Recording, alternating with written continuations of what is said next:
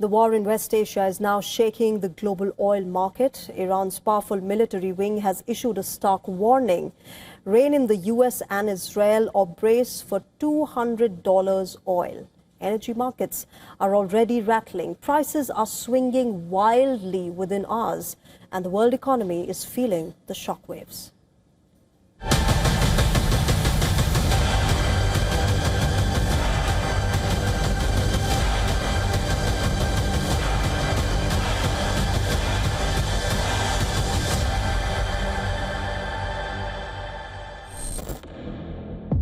The bombs are falling on the battlefield. West Asia is ablaze. The tremors are felt in global markets. Traders are watching every missile launch, every strike, every threat. Because the next target in this war may not just be a military base, but the global energy supply. As fighting intensifies, Iran's Islamic Revolutionary Guard Corps issues a blunt warning to Gulf states. Control Washington and Tel Aviv or prepare for oil prices soaring to $200 a barrel. It is not an empty threat. West Asia sits at the heart of the world's energy arteries. Tankers move through narrow sea lanes. Pipelines stretch across fragile terrain. The raging war is already making the markets jittery. In the past 24 hours alone, the benchmark Brent crude oil price surged dramatically, climbing to around $119 per barrel as fears of disruption gripped traders. Then came another sharp twist. Prices stabilized to nearly $100 within hours, a swing of more than $15 in a single day, a sign of extreme volatility. Analysts say such violent movements usually signal panic in the market. For countries in East Asia, except for Malaysia and Indonesia, everybody else is a net importer of oil, and that will create inflationary pressure, and also, of course, that will bring on economic damage, and certainly economic growth will slow and the inflation will pick up. Iran's warning appears aimed directly at Gulf governments that host American military bases and maintain close ties with Washington. The message pressured the United States and Israel to stop the war, or the region's energy lifeline could become the next battlefield. For now, the missiles and drones continue to fly. But in trading rooms from London to Singapore, the focus is already shifting. Because if oil truly climbs towards $200 a barrel, the economic shock could spread far beyond the war zone. And this conflict would no longer be just a regional war. It would become a global economic crisis. Bureau Report, WION, World is One. As the West Asia war intensifies, America and Israel continue to target Iran. While the US President Donald Trump has publicly sounded indecisiveness on the possibility of sending ground troops, it is now emerging that America and Israel are in discussions regarding sending special forces to Iran. As per reports, a potential ground invasion is being linked to securing Iran's stockpile of highly enriched uranium. U.S. intelligence estimates suggest that Tehran possesses around 450 kilograms of uranium enriched to 60%, which could be further enriched to weapons-grade level. The nuclear sites of Natanz, Fordow and Isfahan, which were struck by America last year, can be targeted if a ground invasion does take place. And this is because most of the uranium stockpile is believed to be in the underground tunnels of the nuclear facility in Isfahan, while the rest is split between Fordow and Natanz. The discussions have reportedly focused on either removing this material from Iran altogether or bringing in nuclear experts to dilute it on site.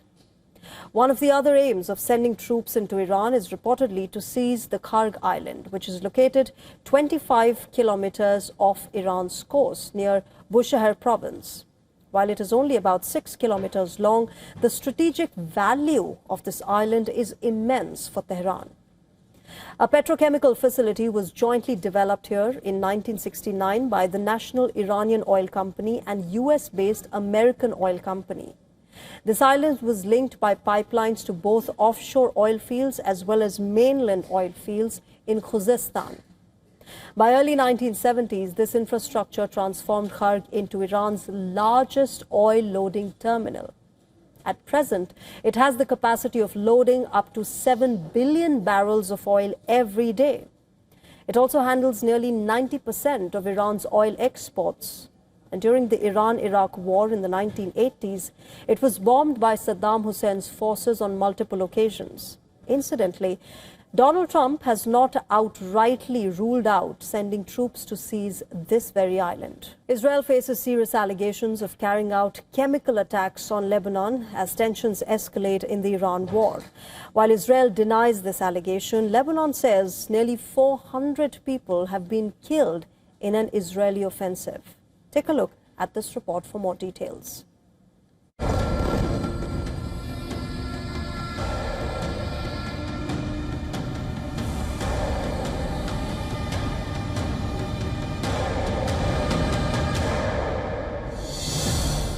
Back-to-back explosions and intense plumes of smoke clouded the skyline.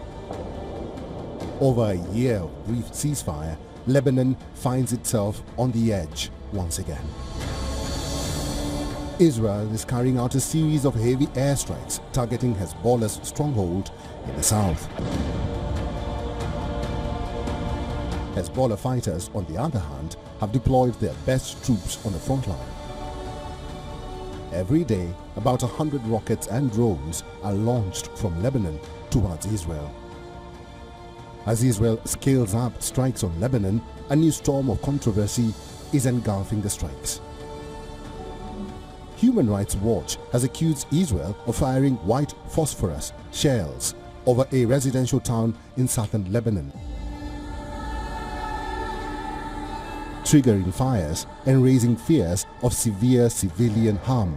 It claims the Israeli military has unlawfully used artillery-fired white phosphorus munitions over homes in the southern Lebanese town of Yomor on March 3rd.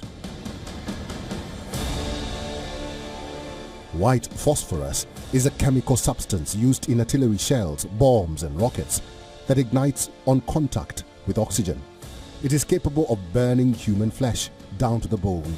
Even for survivors who suffer only small burns, there is a persistent and life-threatening risk of infection, respiratory damage and organ failure. The Israeli military has previously maintained that it uses the substance primarily as a smoke screen to mask troop movements and not to target civilians. However, human rights advocates argue that its use in populated areas is a clear violation of international law. As the fighting rages on, more than 500,000 people in Lebanon have been displaced. Since the ceasefire in 2024, every day we in the south, whether a member of the resistance or not, have been subjected to killings with or without a reason, until Hezbollah responded. After being commanded to clear the south, thousands fled to the extent that the highway had no space for people to reach a hospital. I was a 22-year-old girl who gave birth in the street. What values are these? What justice is that?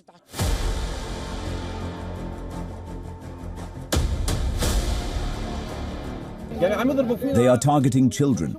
We have not seen anyone from the Lebanese army or the government come and stand with us. We are moving the martyrs from the ground. Is the conspiracy only against the people of the south? Lebanon was drawn into the war last week when Iran-backed militant group Hezbollah attacked Israel in response to the killing of Iranian Supreme Leader Ayatollah Ali Khamenei during the Israel-US strikes. As the conflict spreads across the region, the latest accusations of Israel using banned ammunition threaten to add a new and dangerous dimension to an already explosive war. Bureau Report, WION, World is One.